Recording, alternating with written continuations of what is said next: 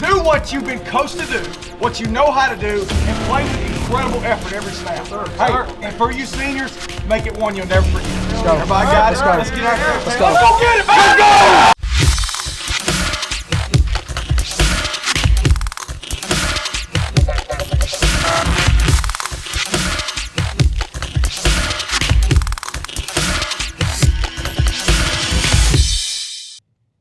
Welcome to the Coach Bryan Moore Show. Margaret Ann Prater alongside Coach Bryan Moore, and we're coming to you every week post-game on YouTube, so please tune in. And also, please tune in every Friday night if you can't make it to the game on the NFHS Network. Before we begin, Coach, let's thank these sponsors: Life Church, Agency on Main, Marmac Commercial Real Estate, Peck Funeral Home, Eddie Pruitt Ford, Drake Eye Center, and Cullman Regional Hospital. Well, we're 1-1, a little soggier. Yeah. How do you feel the team rebounded from Austin? I thought good. I mean, I thought, there's some things we still got to fix. I mean, this is going to be all year. I mean, it's a growing year, and hopefully we get there sooner rather than later. But I thought overall we cleaned some things up. Obviously there's still some things that we'll talk about that we've got to straighten out. But we played hard, and again we bounced back. I thought there was no hangover from Austin as far as feeling down or just whatever. I thought we bounced back well, and but we need to continue to grow for sure. Gotcha. This was the rain game. We haven't really had a rain game. We have not. I had my raincoat in my car. It was unexpected for me. Yeah. Did y'all plan for that? Did you know it was going to rain? And did you make changes? Were y'all making changes on the sideline during the game, or yeah, I mean, did you just go with it? There's so much that people don't see, like from camera equipment to, all that. I mean, there's so much that goes in it. Keeping the footballs dry, with the ball boys, and we don't have Logan here anymore. Right. And so he did such a great job with it. Luke Sutherland helped with us the other night, but just all those little things that go into it. I did not expect it to rain. I do a weekly forecast. Y'all do kind of the same thing with the school, and sort of our agendas sort of mirror each other, but we put a weekly forecast in there. I checked it up until the date, up until the time really, and it was kind of south of us, and then all of a sudden I came out of the locker room pregame like, here we go. And then I made the statement on the headset, probably the wrong statement. I said, it won't rain long. That's exactly what Dr. Cooper said. Yeah, it He was like, it'll be 5 minutes. Yeah. And I was like, all right, 4 quarters of rain, here we go. But you know what, we needed it. I do think that was important. We didn't have operational issues with it. The kicking game, there was nothing from a bad snap issue or anything like that. So I was really happy with that. But overall, I thought we handled it okay. We did have the fumble. The 2 of them actually, and that was a little bit disappointing. But overall, I thought we handled it better than they did. Certainly, they put the ball on the ground, I think 5 different times. So, and it was really slick out there. The natural grass, when it's wet, doesn't dry real quick, and so the slipping. But I thought we held our footing, and I want to mention this too: the people that handled JP Kane, our Parks and Rec people. The field was in good shape. I mean, it held up fine. We anticipated possibly raining. Again, we didn't expect it to rain for 4 quarters, so we cut sprinklers off and stuff like that. So the field and the footing was fine. So, but overall, no, I did not expect it at all. Last week, we talked about growth and maturity of the team. Are we on pace? I mean, we're going into week 3. Are we where you want to be? No, I don't think so. Okay. I mean, let's be honest. That's what we're here for. I think we got to grow up pretty quick, and I got it. I think we got to grow up pretty quick. I think there were a lot of hard conversations. I think the mark of a program that understands where it needs to be is one that is not satisfied even in a win. So we probably were more harsh and critical in the right way of ourselves first, of the way that we played, more so this week than Austin. I think you can sit and look and say, oh, it's 35-8. It was sloppy, or 7. It's sloppy. That's fine, whatever. But you can't do that. You can't accept that. I thought we had some blown assignments, had a couple of busts, especially up front offensively. And so, Coach Prater and I talked a lot over the weekend, and he wants it to get right, and they do too. I mean, the kids do too. There's just a lot of moving parts up there. And people want to ask, why is it that the offensive line takes so long? Because they all have to work together. It's not just a receiver winning a route. It's 5 guys. 6 guys, 7 guys when you add a fullback or tight end or both, and they've all got to be in sequence together or the thing doesn't work. I mean, 10 out of 11, most every play that we run are perfect. I mean, they fit right. They, they're tight on their pulls and on their reads and all that kind of stuff. But then just one guy off, man, and it's a tackle for loss. And so people, I'm with you. I want it to speed up, and we're pushing and hopefully doing all the right things to get it to that point. But we better speed up pretty quickly, and I really do think we will. I think it's just going to take a little bit of time, but I think by the end of the season, I stand by this, we'll be as good or better up front than we were a year ago. That'd be great. All right, we're going to take a quick break. You're watching the Coach Bryan Moore Show.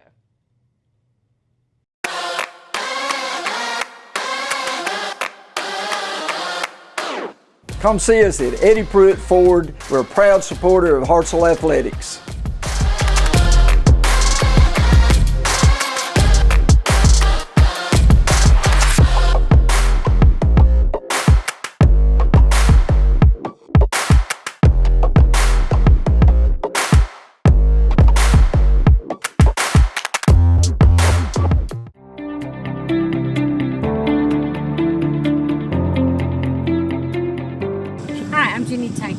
I'm Dwight Tankersley. And I'm Jane Hampton, and we're your agency on Main. Local realtors here to serve you. One of our team members will be more than happy to find you that perfect home.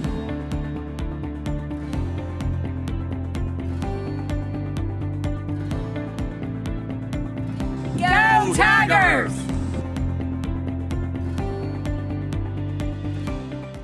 All right, we're back with the Coach Bryan Moore Show.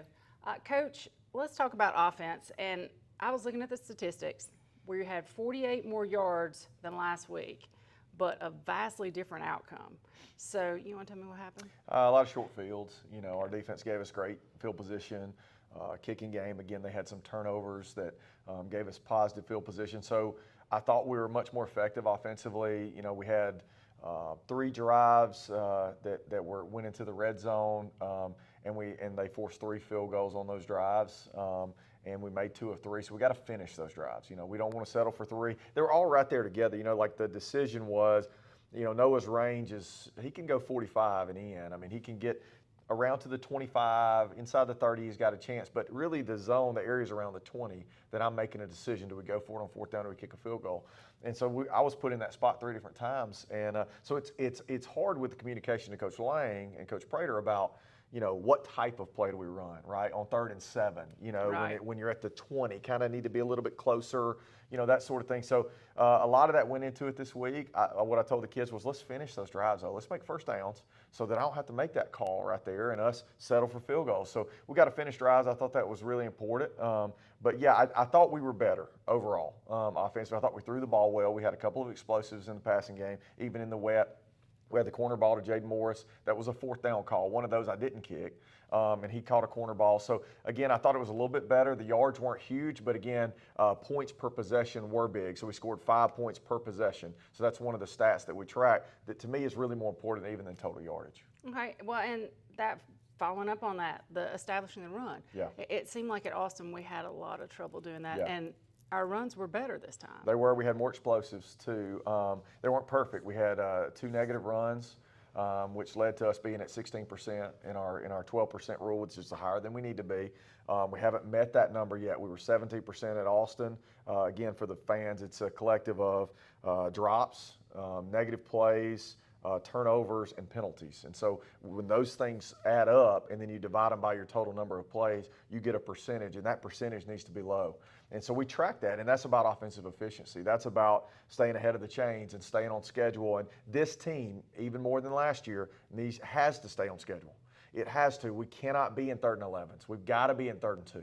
And so we've got to stay on schedule, not have those negative plays. But I did think the run game, the surge was a little bit better. We ran outside zone pretty good. Lincoln had a couple good rollbacks. Rye had 2 rollbacks on zone. So we hit a few big ones. Again, it wasn't perfect, and we still got a lot of cleaning up to do, but it was better. Well, and with the passing game, it didn't seem like we were forcing it as much. Yeah.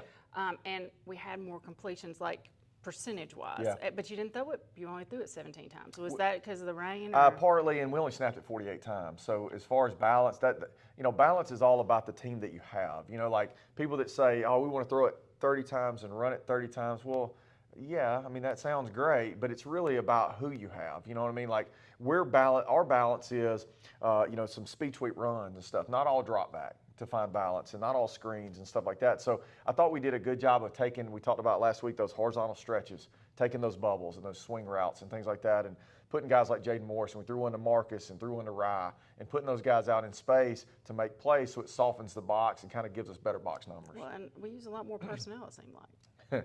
Yeah, and when one of those guys goes down, we didn't handle that great as far as, so we had a new tight end in the game. Nolan Carroll was the tight end for the first time. He's a 10th grader. Stennett had a little eye deal. He got poked in the eye, and it was pretty bad. And so we pulled him in the second half just for precaution. But, so then that made Chandler go to play fullback, and Nolan Carroll play tight end. Well, that throws some of the packages when you're running, 3-4 guys on every play. It gets a little bit confusing. So we're going to work real hard on that this week, those contingency plans in case of something like that again. Okay. All right, we'll be right back. You're watching the Coach Bryan Moore Show.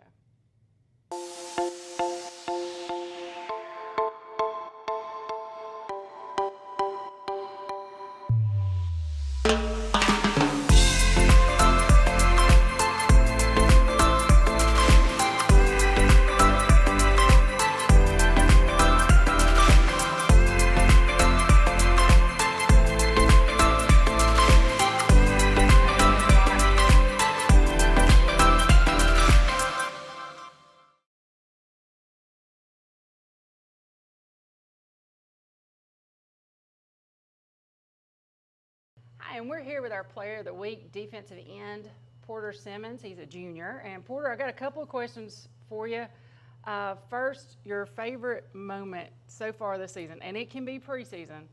We can just since last season. What's been your favorite moment with this team? I'd probably say after the Jackson-Olin game, just getting back on the winning side of things. It just felt good. Okay. Well, I mean, it had to be kind of hard starting things off with a loss at Austin and having to recover. Do you think the team bounced back pretty well? Yeah, I think we had a really good week of practice last week, and I think we responded like Coach Moore was wanting us to. Okay, good. If you could play any other position, what would it be? Probably tight end. Okay. They may line you up now that I said that. Yeah. That'd be great. What part of your game do you want to improve the most? What do you think you as Porter Simmons want to work on and grow in this year? Probably more like defending the run, like double teams and stuff, fighting double teams, and just stopping the run. So they double you a lot, right? Yeah. Okay. And my sports marketing class came up with this question, so I got to ask, who on the team has the best drip? It's got to be somebody on the defense. I would say either Peyton Steele or Drake Borden. Okay. Cole Miles said himself. So we're running a tally here. And then the last question to end up our quick little interview here is, what's your favorite part of practice? I'd probably have to say pass pro. Pass pro, okay. Yeah. I just want you to know, in the past it's been whoever, y'all do one-on-ones to get dessert? Oh yeah, that or third down. Third down's fun, fighting for dessert. Okay. Well, that's all I've got. Good luck this week against Cullman, and you're watching the Coach Bryan Moore Show. This is Shane Odom with Marmac Commercial Real Estate. We approach real estate with our 3I approach: integrity, intelligence, and innovation. To be your full-service real estate company that can handle all your real estate needs, from commercial, such as warehouse, retail, apartments, to land, farms, residential developments, along with houses such as investment homes or your dream home. Marmac Commercial Real Estate has over 15 years experience providing award-winning full-service real estate experience. One team, endless possibilities. Marmac Commercial Real Estate. Hi, welcome back to the Coach Bryan Moore Show. I'm here with defensive coordinator, Coach Burt Newton. And Coach, I'm going to have to read this off my sheet because so many things happen. You hold a team to 118 yards of offense, cause 3 turnovers, and limit them to 8 first downs. After this, what did you tell your guys they need to improve on? I think the big emphasis for defense this past week as far as improvement was keeping that same level of play. We go up, I think we were 20, it was 20-something to nothing, and we were being pretty dominant. And, and it's tough when you're a high school kid and the whole stadium empties out because it starts raining at halftime and you're up on the team. And And but we didn't finish that game with the intensity that we need to have, drive in and drive out to beat the teams in our region. And so that was the biggest thing there. The biggest takeaway was, we subbed some guys and they started moving on us a little bit, and we didn't ever rise up and get that stop, to keep the shutout, which we should have, I thought. So that was the biggest thing we talked about as far as improvement goes. So having that mentality coming out of halftime of we're about to win this game. It's 0-0, and we didn't do that. Okay. And then I learned today, I was introduced to the term operational errors. Okay. Can you tell me what those are, and how did we do on those on Friday? So operational errors, they're like pre-snap things. So if we jump off sides, or if we don't line up right, things like that are operational errors. I worked for a guy for a long time, and his big thing was, you're going to get holding calls because of effort. You're going to get pass interference calls because of effort, and judgment calls. You're going to get those, but if you really want to be great and be efficient, no pre-snap and no post-snap penalties. So, pre-snap is going to be operational errors that we talked about, and post-snap is typically personal fouls and things like that. So, 0 of those and you're okay. We had some, we jumped off sides, I want to say 4 times the other night. And we just got to limit that. And we work it, and Coach Folks works with the D-line every day, and we work it with everybody that blitzes the whole time, and we're going to keep working it, and we'll get better at it. And I'm one of the guys that, I don't say I instigate operational errors pre-snap with offsides penalties, but we do try to jump the snap count and time for blitzes, and we do. And once one kid jumps off, we're going to get on them, and they're going up, down, and all that kind of stuff. But I'm also going to say, hey, don't you play slow. You keep playing fast. Don't slow down because we yelled at you because of a 5-yard penalty. Next play, let's go, move on, let's go. So anyway. Okay. All right. It's a long season, and I've been pondering, sitting around thinking of questions to come up with. So this is kind of out of left field, but we've got Cullman coming in, so you got a rivalry game. Then you're followed up by Columbia, and let's face it, Jackson Olin wasn't a juggernaut.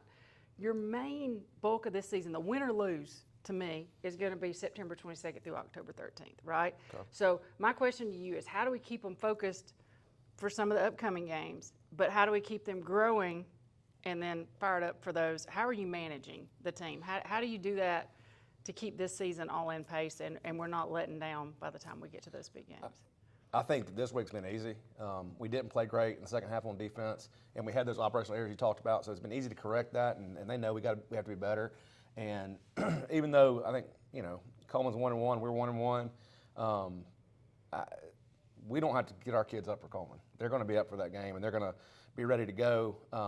We play Columbia next week. I haven't looked at them at all. But, you're right that we've always, looking at it from summer on or even spring on, we thought that the stretch of week 5, 6, and 7, which is a really good Gadsden City team. I think they were region champs. Oxford was a playoff team last year that's got an incredible offense and been beating people up so far. And then we got Muscle Shoals. Athens And is then looking Athens good. after that. And so we go through for us, it's our murderer's row. We scheduled Right. 2 out of region because we wanted to see speed and great coaching and all that kind of stuff. And knowing that those are games we can lose, but it doesn't matter. I mean, it does matter. We're going to try to win them all, but it's all about getting ready for playoffs and playing the type of teams we think we need to play to get better. So our eyes on all that, but we're not looking ahead. We got to get better. Even this week with Cullman, obviously we've broken down all their film, but the focus is still on us. We're not where we need to be at and get better. So that's kind of been our focus. Okay, that's a great answer. Your player of the week, Porter Simmons. Let's talk about what he did Friday and what you're seeing out of him. He's a junior. The biggest thing is he makes plays, but he also makes big plays. And even when we're looking at technique stuff, like, he literally will take a guy and stand him up and jerk his pads off and throw him on the ground and make tackles. He does everything right on that stuff. Not all the time, but he's pretty daggum good at the technique stuff. But he plays so hard. I mean, that's something we coach him all to play hard, but you can't. There's something inside yourself that does that makes you play that hard. And he plays so hard. I think he had 4 tackles for losses last week, and he's just a difference maker there. And we really like subbing those guys, and we do sub Porter some, but I don't like it because we're not as good when he's not out there. So he had a great game, and the week before he had a great game. I mean, he had a really good game against Austin. So, I'm hoping he just keeps working and gets better and better and better because he's still just a junior. That's true. Well, thank you for your time, and we'll be right back. You're watching the Coach Bryan Moore Show. Peck Funeral Home is owned and operated by folks who live in the same communities they serve. Our employees are the heart of our business. The funeral home proudly employs over 30 local individuals. Currently, the funeral home is managed by Jeff Halbrooks, who has held that position for over 20 years. Our goal is simple and has remained the same now since 1929. Peck Funeral Home strives to provide genuine service from the heart. All right, we're back, Coach. Final segment, we want to talk about next Friday. It's Cullman. We've won 2 in a row. Not our longest streak, though. We looked that up in the history today in class. But it means a lot to this community. So how do you keep your players level for this? Because you know that they're ready for Cullman. Yeah, and ready to be home again. You know, we've been on the road 2 weeks in a row, or 2 years in a row, I should say, since 20. We've been on the road against Cullman, so that kind of feels weird. It was, I think, my 3rd game coaching here was against Cullman at home, and that's the last time we played them. And early in that game, we didn't play very well, and I can remember it being 20-0, I think, at halftime. It was really bad, and then we came out and really played well in the second half. Had some threw for almost 300 yards in the half. Kind of got going a little bit. And for me, like, offensively, I felt like that was sort of the turning point. I was still calling plays at that time and kind of found something, you know, in that half. And then we've been pretty good offensively ever since. And so, you know, we've had some issues here and there along the way, but it will be nice to have them at home. It means a lot to our people. I mean, they just play so much. You know, they play 7th, 8th, 9th, JV, and then obviously varsity. And they've played so many times throughout the history of the schools and everything. And so, and really, you know, here we have so many natural rivalries with Decatur, Austin, them, you know, now Muscle Shoals and Athens and all these kind of local schools that are around, you know, but for a lot of people, this is the one. This is you know, Cullman's the one. And, you know, and they've been good over their history. You know, there was a lot of back and forth back in the day with those guys. And what's kind of unique for me is that I saw it with the Jasper side of it too. You know, actually, I just got done watching film of them and Jasper. You know, they played last week. And so I've seen this rivalry for a long time. And, you know, they got a good team. They got, you know, a new coaching staff that's different. So philosophically, you know, they're kind of different than under center and triple and stuff like that. So they're going to spread it out a little bit more and do a really good job defensively. Their coach is a former college coach that does a good job on defense. And so they'll play super hard. Their kids always do. You know, they blocked 2 punts against Jasper and forced a bad snap on the other, so they do a good job in special teams. So, you know, that was a big win for them on the road. They beat them with a field goal there at the end, and so big win for them. They're coming in with confidence, but our people will be excited. The key in games like this, though, is to not get into these one-on-one, you know, kind of matches. You know, like just play the game, you know, and be cool and collected if you can handle it, and there'll be a huge crowd, so don't let that affect you, and like make you go brain dead. You know, sometimes your adrenaline gets going, and you know how young men are. It's like, you know, I'm like, what are you doing right now? Would you please calm down a little bit? You know, and so we try and we talk a lot about that in games like this because I think that, you know, hey, pep rally, and then here we go. We're in pregame, and you know, I'm getting my juices flowing too early. Like, we got to wait. Let's hold that till 7 because I think you can be emotionally spent.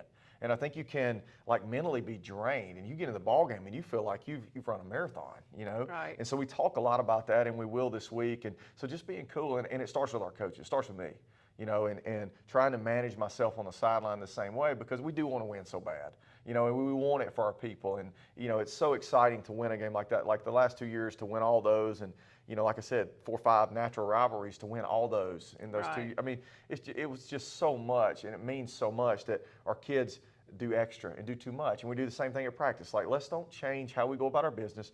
You know, let's focus. It's the next opponent. It is a big game. It's a region game.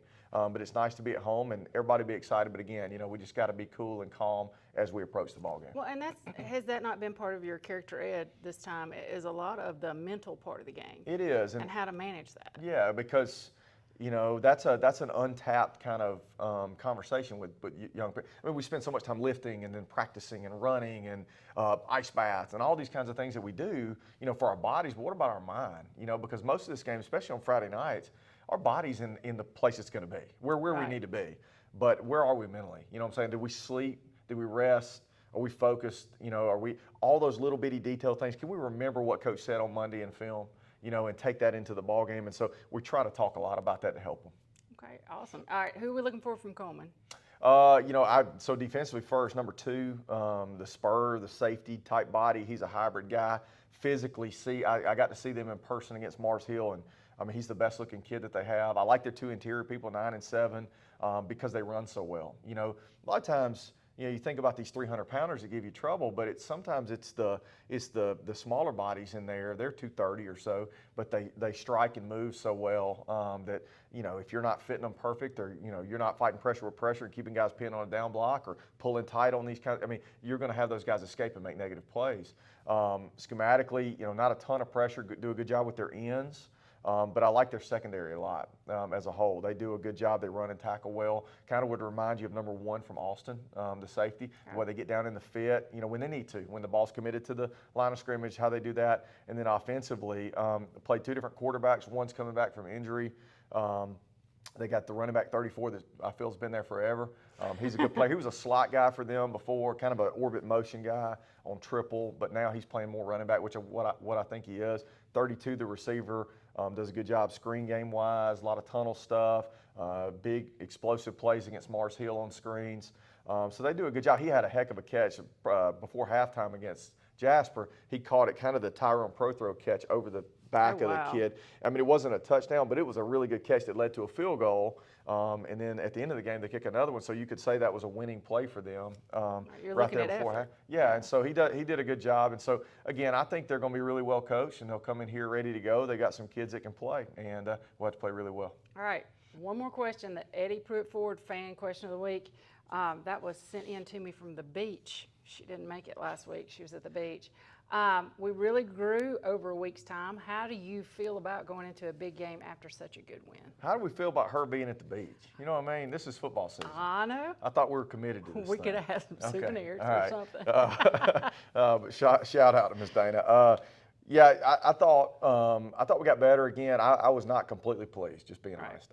You know, I've already mentioned that. I think that there's still tons of room for growth. You know, I thought first defensively that we played really well. I know Coach went over that and everything at parts of the game, but I didn't think we finished well. You know, we had an opportunity to get the kid on the ground to pitch the shutout, and he throws it for a touchdown, and that's disappointing, you know. And we got to do some of those things better. And I think stay engaged longer. And to be completely honest with everybody, I've got to do a better job of that. This is not a team that can just turn it on and off. Like they don't function that way. So we've got to, as coaches, starting with me, we've got to be on all the time. So any of the sort of exhale at halftime where you're up 20-0, you go, we're good, that doesn't exist here, you know, right now. With the age group that we have, with this youth, we've got to stay on all the time, push, and I guess I might start back drinking White Monsters and stuff for the game and just be the crazy guy, you know, because we just gotta, we gotta get ourselves, you know, we just have to stay on all the time. And so I'm proud of the work that everybody's putting in, but again, the rate at which we're getting better, we gotta come on. Okay. All right. Thanks so much, Coach. We'll see you next week. You watch the Coach Bryan Moore Show.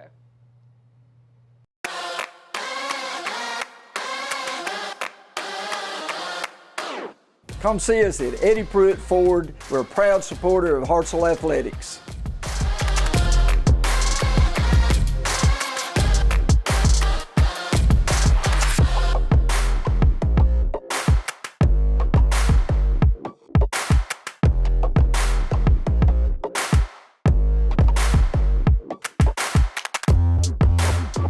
JP Kane. Saturday, September the 9th, cross country is at Chickasaw Mounds in Moulton. Swimming's going to Huntsville.